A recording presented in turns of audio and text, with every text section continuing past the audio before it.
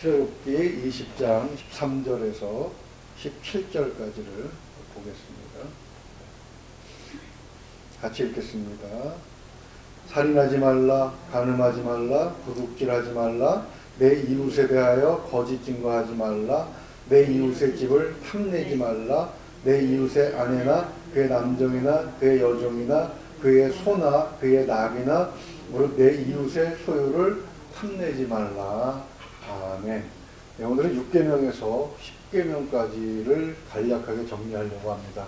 이 계명들이 덜 중요해서가 아니라 오히려 우리의 삶에 1계명에서 5계명보다 더 밀접하게 연관이 되어 있는 그런 내용들이기 때문에 앞으로 계속해서 이 문제는 언급이 됩니다. 그래서 실천적인 문제가 제기될 때마다 살펴보는 것이 더 훨씬 그 의미를 정확하게 이해할 수 있다고 봅니다.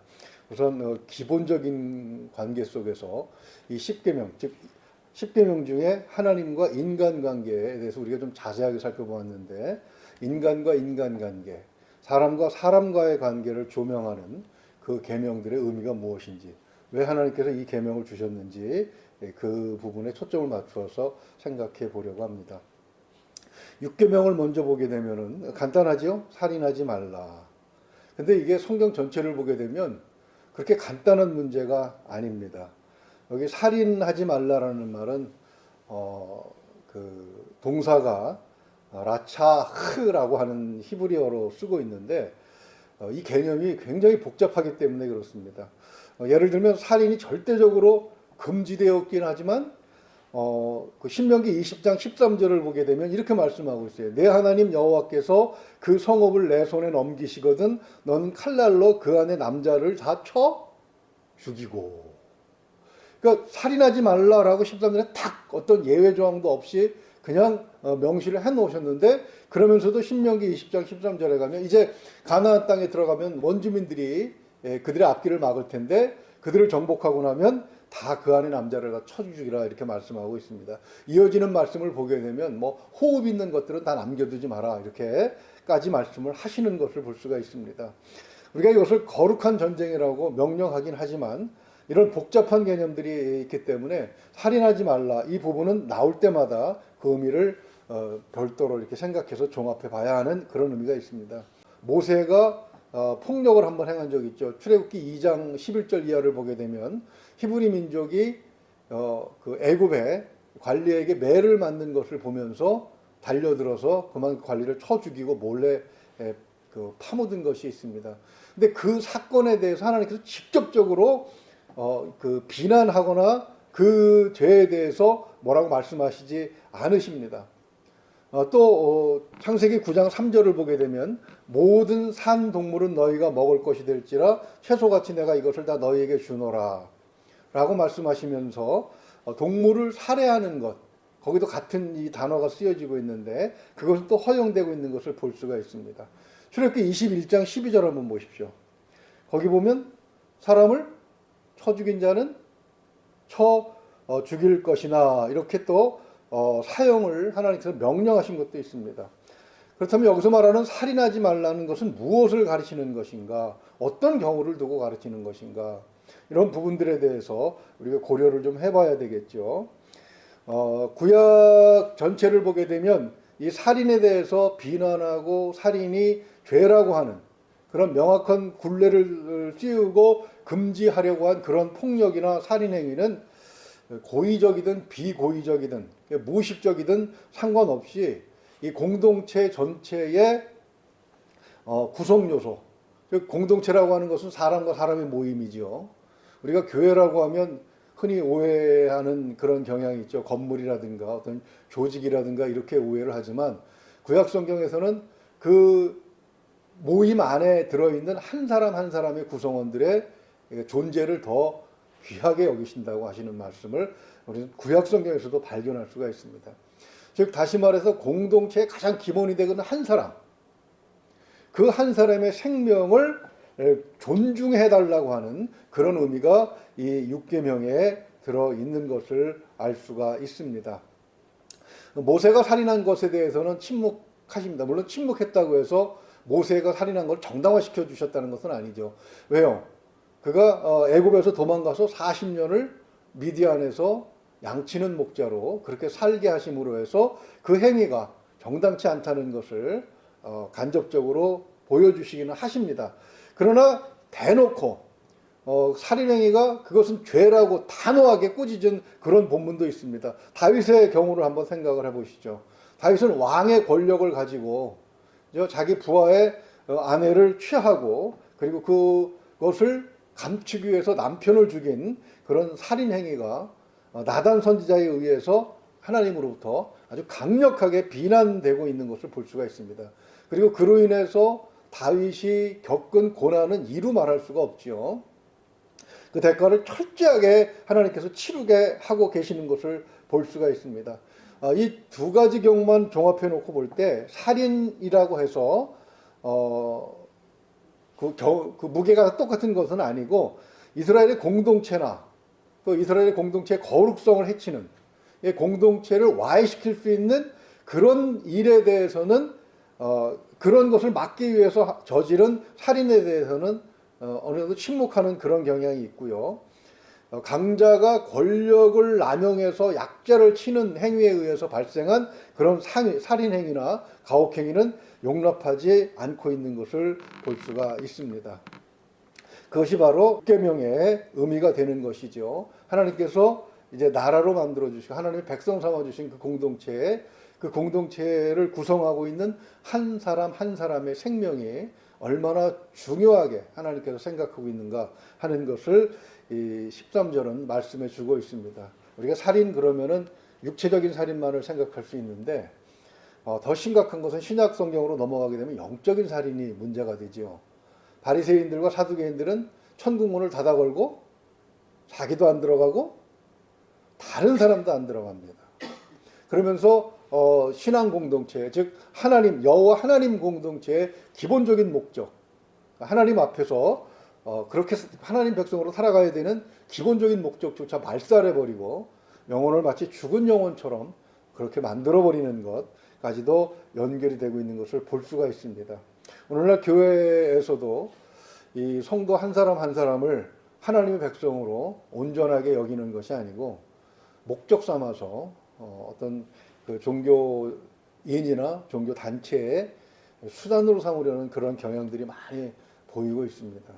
그런 경우는 굉장히 위험한 것이죠. 우리가 이단이라고 사입이라고 누군가를 정죄할 때에 상당히 조심스럽습니다만, 그러나 분명한 것은 그 성도 한 사람 한 사람은 하나님의 백성으로 여기고 존귀히 여기면서 한 영혼을 하나님 앞으로 인도하기 위해서 그 공동체, 즉 그 교회가 애를 쓰지 않는다면 바로 그것은 그 이단이고 사이비와 동일한 성격을 가지고 있다고 볼 수가 있는 것입니다. 대부분 보게 되면 사람들을 이용해서 부를 축적하거나 뭐 이런 경우를 볼 수가 있죠. 이 과천에서 얼마 전에 여자 목사가 뭐 피지엔가 땅을 사가지고 사람들을 이끌고 가서 거기 농장을 하고 거기서 발생하는 경제적인 이익을 좀 아들에게 돌리는 그런 경우를 이렇게 본 적이 있는데, 비즈니스를 하려면 목사를 하면 안 되죠. 비즈니스를 하려면 사회에서 기업을 하든가 어떤 다른 일을 해야죠. 그러나 분명하게 하나님의 공동체는 한 사람 한 사람의 영혼이 하나님 앞에 귀한 것임을 이 육계명으로 말씀을 해주고 있음을 우리는 잊지 말아야 할 것입니다.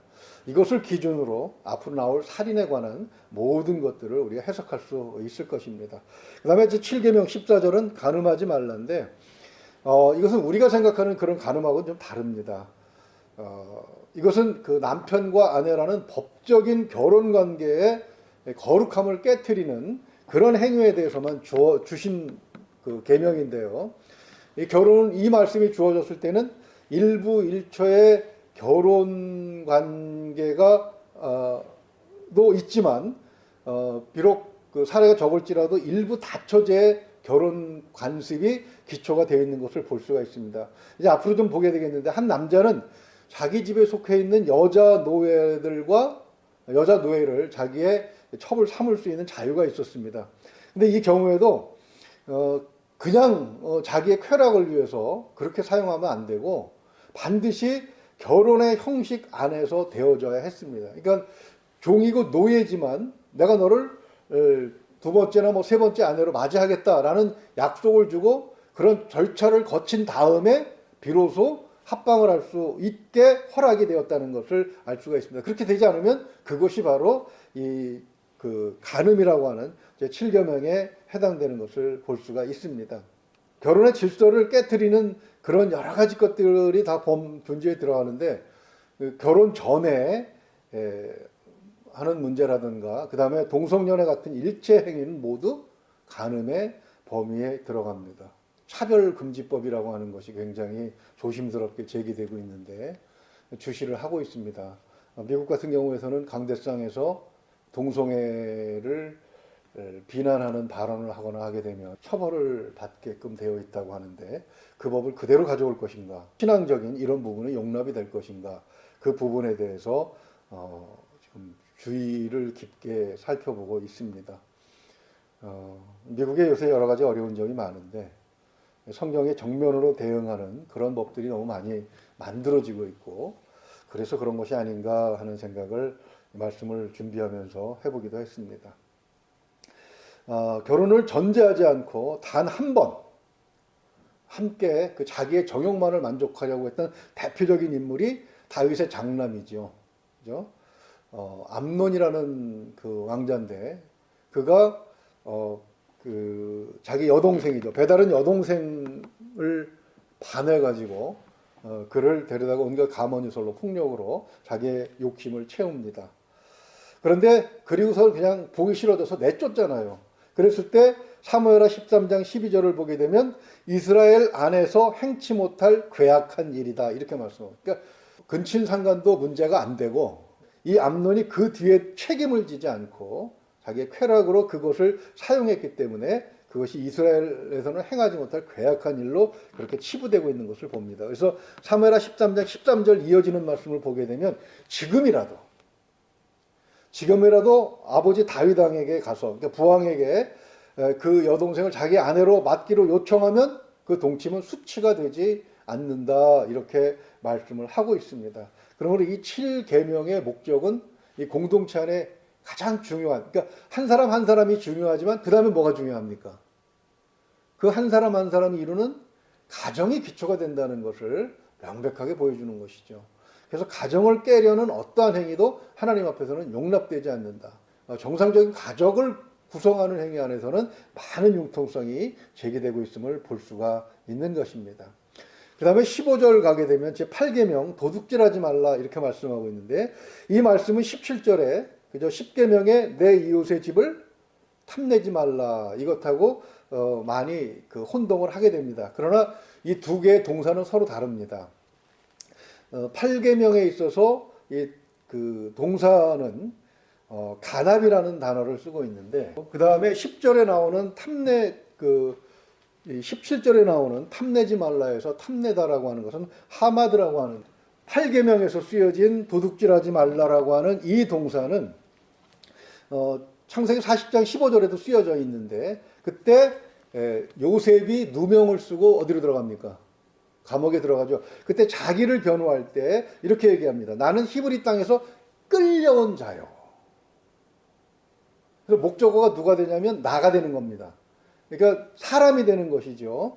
그 다음에 출애굽기 21장 16절 그 뒤에 한번 보십시오. 사람을 납치한 자라고 21장 16절에 나오게 되는데 요 납치했다는 말도 똑같이 도둑질하는 말을 요 단어를 갖다 씁니다. 요 단어가 아니고 그렇게 돼 있고 그 다음에 신명기 24장 7절을 보게 되면 사람이 자기 형제 곧 이스라엘 자손 중 한 사람을 유인하여 납치하거나 이렇게 해서 종으로 삼게 된 것을 발견하면 그 유인한 자를 죽이라 이렇게 말씀을 하고 있습니다. 그러니까는 제8계명에 도둑질하지 말라라고 하는 것은 사람을 도둑질하는 거예요. 사람의 자유와 그 사람이 가지고 있는 권리와 그 사람이 누리고 있는 모든 삶을 도둑질하는 것. 그래서 자기의 목적을 위해서 종으로 삼거나 아니면 다른 게 노예로 팔아먹거나 또 그 사람의 재산을 내 것으로 만들기 위해서 그 사람을 어디 다른 곳으로 보내서 죽게 만들거나 하는 그런 행위를 이 8계명에서 금지하고 있는 것을 볼 수가 있는 것입니다. 그러니까 어떻게 보면 그냥 도둑질보다 더 나쁜 도둑질이 이 8계명이죠. 물건을 남의 재산을 훔치는 것보다 더 악한 것이 그리고 지능적인 도둑질이 바로 이 8계명이라고 하는 것을 볼 수가 있습니다. 우리는 이것을 분별할 수 있어야 됩니다. 사람은 속일 수 있어도 하나님은 속일 수 없다는 것을 이 8계명에서 분명히 알 수가 있는데, 다윗이 우리아의 아내를 자기의 것으로 만들기 위해서 우리아를 어떻게 합니까? 사지로 내몰죠. 바로 그러한 행위도 이 8계명을 어긴 것에 소속된 이야기 된다고 볼 수가 있습니다. 그래서 이 10계명은 하나를 어기게 되면 다른 계명하고 다 연결이 돼요. 바로 한 사람 한 사람이 하나님께 그 생명을 빌려 쓰고 있는 그런 존재이기 때문에 이 계명은 13절 살인하지 말라 6계명하고도 또 연결이 되는 것을 볼 수가 있습니다. 그 사람의 생명을 훔치는 것, 살인하는 것이죠. 그 사람이 어떤 것을 내 것으로 만들기 위해서 그 사람이 가진 모든 것을 빼앗는 것, 그런 것들이 바로 8계명에서 금지되고 있는 것을 볼 수가 있습니다. 16절 보게 되면 내 이웃에 대해서 거짓 증거하지 말라 이렇게 말씀하고 있는데, 이거는 사법제도, 즉 하나님께서 율법을 주시고 그 율법을 근간으로 해서 운영되고 있는 바로 그것이 얼마나 거룩한 것인가 하는 것을 강조하는 명령인 것을 볼 수가 있습니다. 이스라엘 법정에서는 그 증인이 매우 중요합니다. 왜냐하면 지금처럼 뭐 국과수가 있어서 이 국과수가 검증을 해가지고 명확하게 증거들을 찾아내고 그럴 수 있는 그런 시대가 아니었기 때문에 더더욱 증인이 매우 중요하게 여겨졌던 그런 시대입니다. 그 증언을 진짜로 어떻게 인정하느냐 할 때 그 기준이 2인 이상 동일한 증언을 했을 때 그 증언이 사실로 받아들여진다고 그렇게 성경이 말씀하고 있습니다. 그러나 두 명이 짜고서 그죠? 같이 입을 맞추게 되면 그 증언도 얼마든지 가짜가 될 수 있는데, 결국 그 9계명을 보게 되면 하나님 앞에 신실한 자만이 이 10계명을 지킬 수 있다라는 생각을 해보게 되는 것이지요. 이 거짓 증언의 금지를 강조하는 이유를 두 가지로 정리해 볼 수가 있습니다. 거짓 증언은 이웃에게 불행한 영향을 주기 때문이고, 이웃이 누군가에게 불행한 영향을 준다고 하면 그 사회는 상당히 불안해지죠. 왜요? 누구와 서로를 믿지 못하는 그런 사회가 되기 때문에 그렇습니다. 한 가지 예를 들면 열왕기상 21장을 보게 되면 아합 왕이 나봇의 포도원을 탐을 냅니다. 근데 달라고 했더니 다른 더 좋은 대토를 준다고 했더니 나봇이 이건 조상에게 물려받았기 때문에 하나님의 계명상 이것을 남에게 줄 수 없습니다 라고 거절을 하죠. 그때 아합 왕이 욕심낸 것을 차지하지 못해서 끙끙 앓습니다. 그것을 이세벨이 보고 도대체 왜 그러십니까? 라고 물어보죠. 전말을 알고 난 이세벨이 어떻게 합니까? 거짓 증인들을 만들어서 결국 나봇을 처형하고 돌 던져서 죽게 하고, 그리고 그 땅을, 그 포도원을 차지한 것을 볼 수가 있습니다. 성경은 그 거짓 증언 때문에 나봇이 무죄한 나봇의 무죄한 피가 흘렀다 하고 아합 왕 그 가계를 완전히 다 끊어버리는 것을 볼 수가 있습니다. 결국 그로 인해서 두 번째 또 이유가 나오게 되는데, 서로가 서로를 믿지 못하고 법을 믿지 못하게 된다면 자기가 자기를 지켜야 되죠. 바로 그러한 이유에 의해서 사회는 서로 원수가 되는, 그래서 공동체라기보다는 서로 원수가 되는 그런 사회가 된다면 그 공동체가 평안할 수 있겠느냐. 어느 날 이웃집에서 와서 갑자기 칼을 들이대고 총을 들이대고 나를 죽일 수 있다고 생각하면 과연 편안하게 잠을 잘 수 있겠느냐 생각해 볼 수가 있는 것입니다. 유럽에 유학을 다녀온 그 친구가, 목사님 따님이 그런 얘기를 했다고 그러더라고요. 가자마자 지갑하고 노트북 같은 거 가져간 거 다 잊어버렸대요. 왜 주의하지 않았느냐 그랬더니 한국에서는 전혀 그런 걸 잊어버릴 생각을 안 하고 살았는데 유럽에 가보니까는 눈 잠깐 감았더니 없었대요. 그렇다고 사람 살 동네가 아니라고 빨리 한국으로 돌아가고 싶다 그렇게 얘기를 했다고 하더라고요. 그러니 얼마나 그런 것들이 굉장히 중요하겠습니까? 정의를 구부러지게 하는 것, 즉 다시 말해서 하나님께서 내려주신 법을 존중하지 않는 것, 그리고 자기 이익을 위해서 법을 해치는 것, 그것이 바로 하나님 앞에 반역하는 행위로 이 십계명은 제시하고 있는 것입니다. 그다음에 마지막 십계명 보죠. 십계명 17절은 내 이웃의 집을 탐내지 말라. 여기 탐내다고 하는 것은 그 하마드라고 이렇게 말씀을 드렸는데, 이것은 탐내는 감정만을 말하는 것이 아니라, 탐내면 어떻게 됩니까? 마음으로 저거 내가 갖고 싶다라고 얘기하면 어때요? 행동으로 그것을 갖게 되죠. 그러니까 이 단어는 탐내고 내 것으로 만드는 행위까지를 포함하는 그런 단어입니다. 그래서 마음을 바르게 갖지 아니하면, 주님이 계속해서 마음을 강조하셨죠. 마음이 바르지 않으면 행동도 바르지 않을 수밖에 없는 것이죠. 결국 탐심의 성격은 어디까지나 잘못된 소유의 충동, 자기가 노력해서 얻고자 하는 것이 아니라 남의 것을 손쉽게 취하고자 하는 그런 가능성을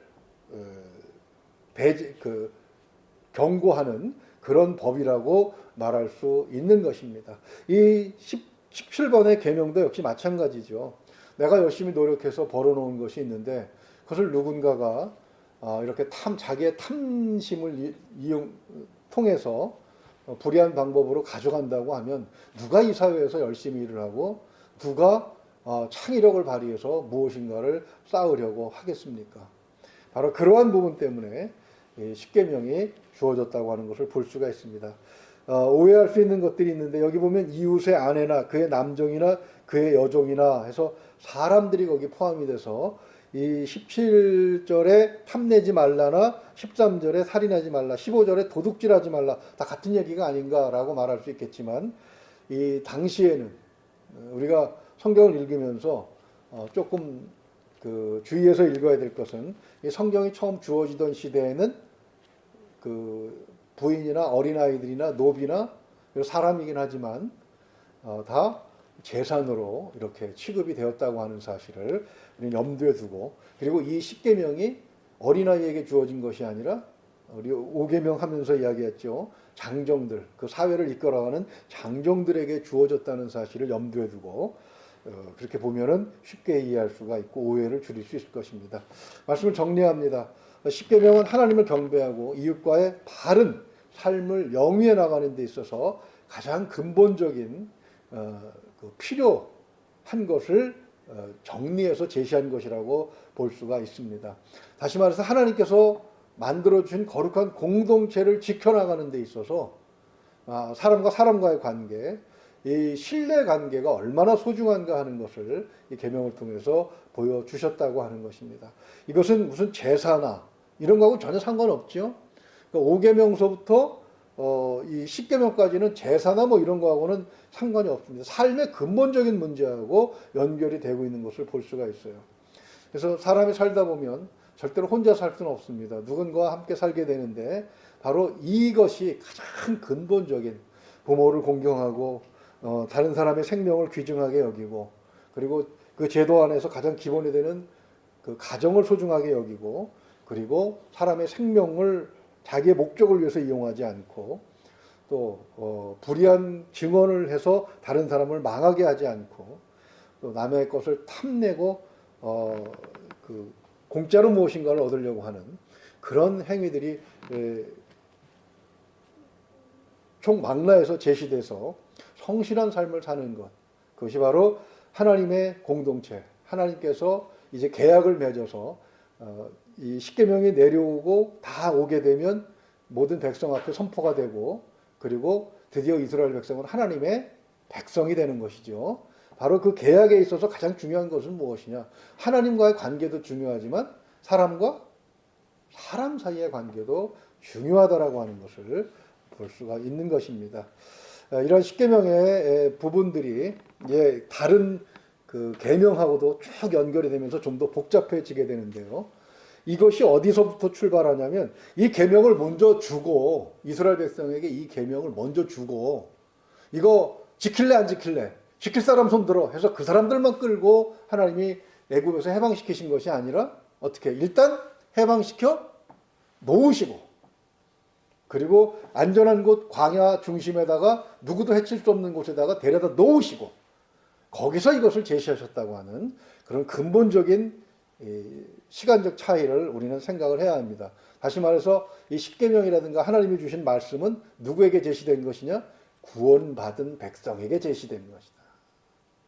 이렇게 우리가 생각을 해보면서 이런 말씀을 받는 것 자체가 이미 굉장히 신분상의 특혜라고 하는 사실을 기억하시면서 하나님의 말씀 속에 주신 계명이 가지고 있는 기본적인 것, 이거 우리 족쇄다라고 생각하는 것이 아니라 이것을 통해서 우리가 좀 더 행복해지고 평강해질 수 있다고 하는 사실을 기억하신다면 이것도 큰 은혜가 되고 우리의 삶을 복되게 하는 그런 시작이 될 줄로 믿습니다. 하나님의 말씀 속에서 복된 것들을 소유하면서 주시는 이런 일들을 통해서, 이런 법을 통해서 하나님께서 주시는 복을 마음껏 누릴 수 있는 우리 모두가 될 수 있기를 주님의 이름으로 축원을 드립니다. 기도하겠습니다. 은혜로우신 우리 아버지 하나님, 십계명의 의미가 단순히 족쇄를 채워놓고 그 법으로 징계를 하기 위해서, 겁을 주기 위해서 만들어 놓으신 것이 아니라 결국 우리가 사는 데 있어서 필요한 관계들을 명시하시고, 그리고 행복하고 평안하고 평강하며 서로 이웃을 믿고 단합해서 하나의 아름다운 공동체를 만들어 가기를 소망하시는 것을 볼 수가 있습니다. 하나님께서 말씀하신 것처럼 형제가 화목한 것이 그 부모에게 가장 큰 복이 자랑이 되고 기쁨이 되는 것처럼 우리가 하나님 앞에서 하나님을 믿는 자들이 서로 하나가 되는 것, 그것이 하나님을 기쁘게 하는 일임을 생각하면서 하나님의 말씀을 우리가 수용할 수 있도록, 그리고 이 말씀들이 우리 삶 속에서 지혜로 발휘될 수 있도록 주님 축복하여 주시옵소서. 코로나19로 어려운 상황을 지나가고 있습니다. 하나님, 더욱더 교회가 하나 되고 그리고 서로를 위해서 기도하며 또 서로를 도와줄 수 있는 그런 기회가 되어야 되는 줄로 믿습니다. 하나님, 전화위복의 기회로 만들 수 있도록 하나님의 교회들에게 지혜를 허락하여 주시옵소서. 믿고 의지하오며 우리 주 예수 그리스도 이름으로 기도하옵나이다. 아멘.